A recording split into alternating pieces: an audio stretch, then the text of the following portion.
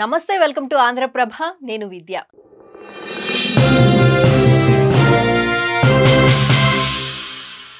భారత్తో తీసుకున్న కఠిన నిర్ణయాలతో పాక్ విలవిల్లాడుతోంది. సింధు జలాల ఒప్పందం రద్దుతో కనీసం తాగడానికి కూడా నీళ్లు లేక అల్లాడిపోతోంది. నీళ్లివ్వండి మహాప్రభు అంటూ భారత్తో కాళ్లబేరానికి వచ్చింది. తమ దేశానికి నీళ్లు వదలాలంటూ వేడుకుంటోంది. సింధు జలాలతో పాటు వరద హెచ్చరికలపై కూడా ఎలాంటి సందేశాలు ఇవ్వమని భారత్ తేల్చి చెప్పడంతో పాకిస్తాన్లో గందరగోళ పరిస్థితులు నెలకొన్నాయి.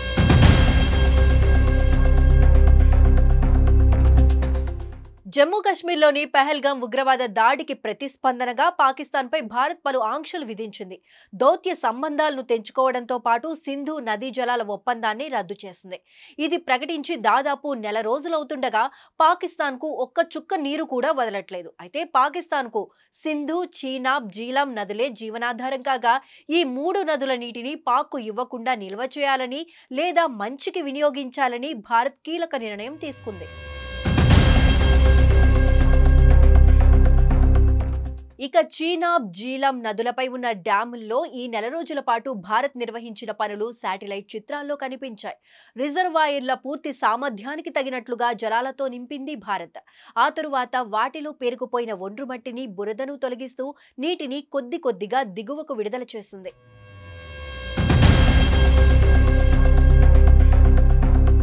ఇక పాకిస్తాన్లో చీనాబ్ నదిపై కట్టిన తొలి డ్యాం మరాలా డ్యాం. భారత్ జలాల రద్దు ప్రకటించిన తరువాత ఈ రిజర్వాయర్లోని నీటి మట్టాల్లో భారీ హెచ్చుతగ్గులు కనిపించాయి. ఇండియా ఒప్పందం రద్దు నిర్ణయాన్ని ప్రకటించిన సమయంలో మరాలా డ్యాం నీటి మట్టం 14,800 క్యూసెక్లు ఉండగా మే 2 నాటికి 8,087 క్యూసెక్కులకు పడిపోయింది. ఆ తరువాతి రోజు 55,148 క్యూసెక్కులకు పెరిగింది. మే 6న 3,761 క్యూసెక్కులకు పడిపోయింది. ఇదే తరహాలో నీటి మట్టాల్లో హెచ్చుతగ్గులు కొనసాగుతూ వచ్చాయి.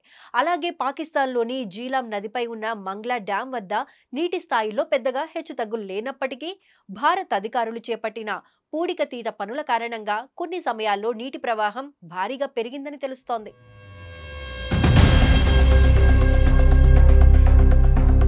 యూరోపియన్ స్పేస్ ఏజెన్సీ తెలిపిన శాటిలైట్ ఇమేజెస్ ప్రకారం జమ్మూ కశ్మీర్లోని జీలం ఉపనదిపై ఉన్న కిషన్ గంగా డ్యాం గేట్లు ఏప్రిల్ 29 వరకు తెరిచే ఉన్నాయి. వారం రోజుల తర్వాత ఒక గేటు మాత్రమే తెరిచి ఉండగా మే 21 నాటికి అన్ని గేట్లు మూతపడ్డాయి. అలాగే జమ్మూ కాశ్మీర్లోనే ఉన్న మరో డ్యాం బాగ్లీహార్, ఇందులో మే 1న పూడికతీత పనులు మొదలయ్యాయని శాటిలైట్ ఇమేజెస్ ప్రకారం తెలుస్తోంది. ఆ తరువాత 10 రోజుల వరకు డ్యాం గేట్లను మూసివేసి ఉంచారు. మరుసటి రోజు అంటే మే 11న అకస్మాత్తుగా నీటిని విడుదల చేశారు. ఆ తరువాత వారం రోజుల పాటు ఇదే పంథా కొనసాగింది. ఇక సింధు నదిపై డ్యాములు కార్యాచరణలో లేని కారణంగా భారత్ వాటిలో ఎలాంటి పూడికతీత పనులు చేపట్టినట్లుగా శాటిలైట్ చిత్రాల్లో కనిపించలేదు.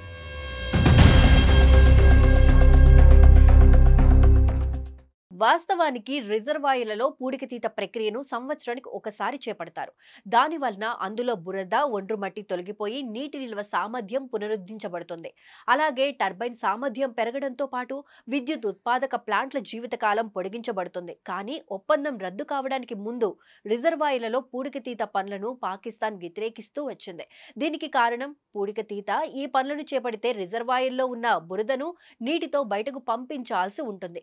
దీని వలన దిగువకు నీటి ప్రవాహం పెరగడంతో పాటు ఆ బురద పాకిస్తాన్కు చెందిన సాగునీటి కాలువల్లో పేరుకుపోతుంది. అలాగే రిజర్వాయర్ను నీటితో తిరిగి నింపడానికి గేట్లు మూసివేయడం వలన దిగువకు నీటి ప్రవాహం తగ్గుతుంది. ఈ కారణంగా పాక్ ఈ పనులను అడ్డుకుంటూ వచ్చింది. అదే విధంగా కొత్తగా 5 రిజర్వాయర్ ప్రాజెక్టులను చేపట్టేందుకు రంగం సిద్ధం చేసింది భారత్. సింధు నదీ జలాల ఒప్పందం రద్దు తర్వాత చీనాబ్ నది నుంచి ఎక్కువగా నీటిని తీసుకోవాలని భావించింది భారత్. ఇందులో భాగంగానే రణ్బీర్ కాలువను ఎంపిక చేసింది.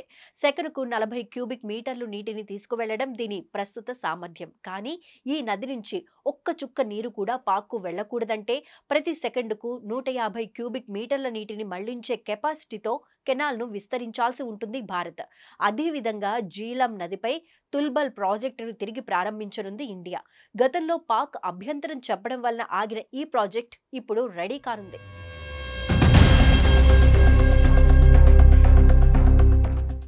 మొత్తంగా చూస్తే కొరివితో తలగొక్కున్న విధంగా భారత్తో పెట్టుకున్న పాకిస్తాన్ ఎడారిలా మారుతోంది. ఇప్పటికే కొన్ని ప్రాంతాల్లో నీటి ఎద్దడి ప్రారంభం కాగా చివరికి తీవ్రమైన నీటి సంక్షోభంగా మారనుంది. దీంతో భారత్తో కాళ్లబేరానికి వచ్చింది పాకిస్తాన్. సింధు నదీ జలాల ఒప్పందం రద్దు విషయంపై ఇండియా మరోసారి పునరాలోచన చేయాలని కోరింది. అయితే నీళ్ల విషయంలో ప్రధాని మోదీ భారత్ వైఖరిని ఇప్పటికే తేల్చి చెప్పేశారు. నీళ్లు రక్తం ఒకే చోట పారవని అన్నారు. సీమాంతర ఉగ్రవాదానికి స్వస్తి పలికితేనే నీటిపై ఆలోచన చేస్తామని స్పష్టం చేశారు. ఈ నేపథ్యంలో ఇండియా జలఖడ్గంతో పాకిస్తాన్ మరోసారి భారత్ కాళ్ల దగ్గరకు వచ్చి తీరాల్సిందే.